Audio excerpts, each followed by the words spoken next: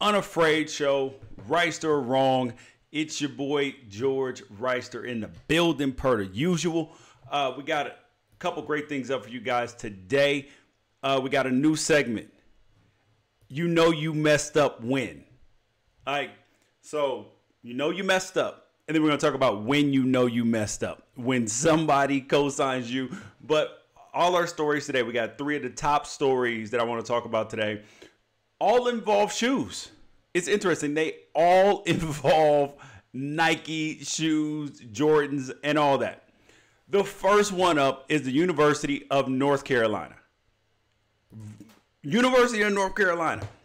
13 players from the University of North Carolina have been suspended. They've been suspended for selling their Jordans.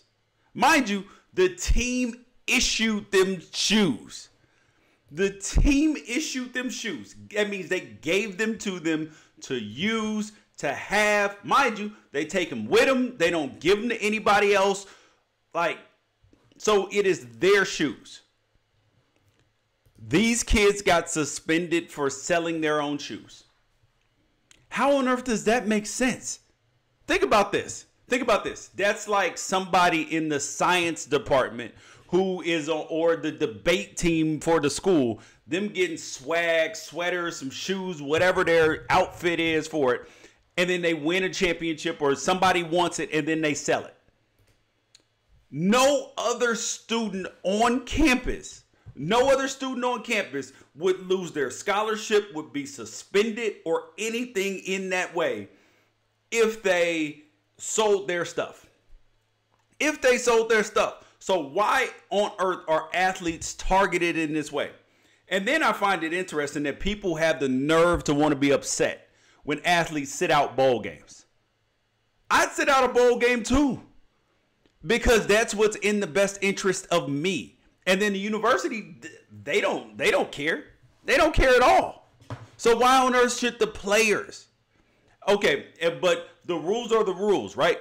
Article 16.11.2.4 of the NCAA code says an item received for participation in intercollegiate sports may not be sold or exchanged for an assigned or another item of value. Every other student is allowed to do that.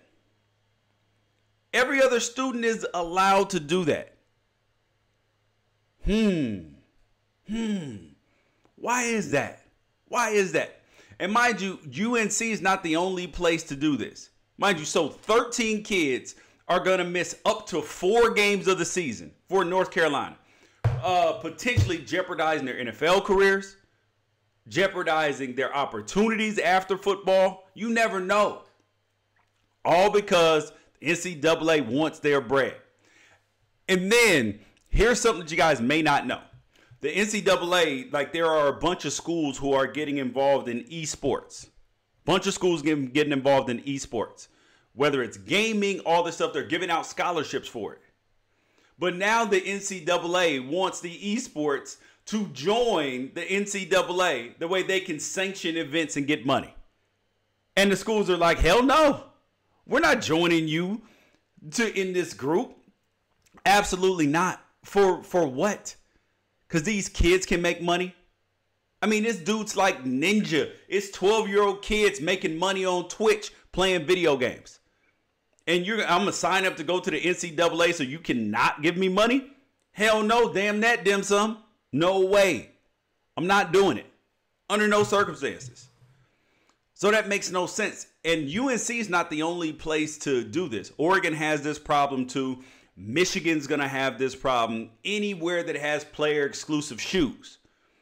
And the kids at UNC sold their Jordan 3 PEs, player editions. Oregon has them. Michigan has them. Schools that are sponsored by Jordan have player exclusive shoes. And it's not just Jordans, because sometimes they do it with Kobe's, they do it with LeBron's, all that.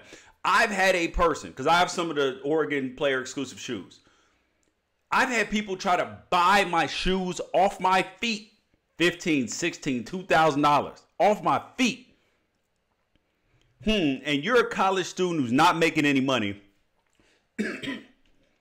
You are a college student who's not making any money, and the NCAA is not paying you, and you think that you're going to pay attention to that? Yeah, no, absolutely not. Absolutely not. And then think about how valuable these things are. If you go on any of the sneaker websites, secondary selling websites, they're worth a lot of money. It's proven because 5 people just got arrested in New York City with 385,000 pairs of Jordans. That's $70 million for bootlegging shoes. For bootlegging shoes. And then they get suspended for selling a pair off their feet? Man, get the hell out of here. I'll sit out bowl games if you're going to be drafted. Don't be worried about the school. Don't be worried about the university. And I know it hurts me too. Royce Freeman just didn't play in the bowl game from Oregon and they lost. McCaffrey didn't play when 2 years ago. These are the breaks, bro. If you're not going to pay the players, you can't expect them to act like employees. They have to, especially if they've already graduated, you got to do what you got to do. The NCAA's out for the NCAA. Players got to be out for them. Another story about shoes that you guys might find interesting is in Chicago. Police, they planted a bait truck in Inglewood. Inglewood, not Inglewood, California with an I, Inglewood with an E in Chicago. They planted a bait truck in Chicago. Here's how they did it. So 18-wheeler's driving by and they pretend like it's getting pulled over by the police officers. They don't run the plates, anything. Take the guy in the police car and drive off. 18-wheeler is unlocked. They park it next to a park where people play basketball and a lot of people congregate and leave it unlocked with Nike shoes in it. And then just sit across the street and are waiting to arrest people. People shouldn't steal shoes, but the reality is like this is entrapment. I mean, it's like putting a buffet next to homeless people and expecting them not to eat. And then arresting them for eating. Oh, you stole the food. You literally put the food there intentionally in a way. Like it would be different if the trailer was locked and people broke into it. That's completely different. But you leave it unlocked and open. How does this make sense? Like the police job is to stop crime and to arrest those who do commit crimes. Not to actually cause crime in the community. That way you can arrest people. And you wonder why people feel like that there are black people, brown people that feel like that it's intentional with mass incarceration. Is it intentional? When you do stuff like this, it is. And it's not just shoes they're not just doing this with bait trucks. And the great part about it is that a community activist, an anti-violence community activist, I forgot his name, he pointed it out, spotted it, and then went out and stopped it.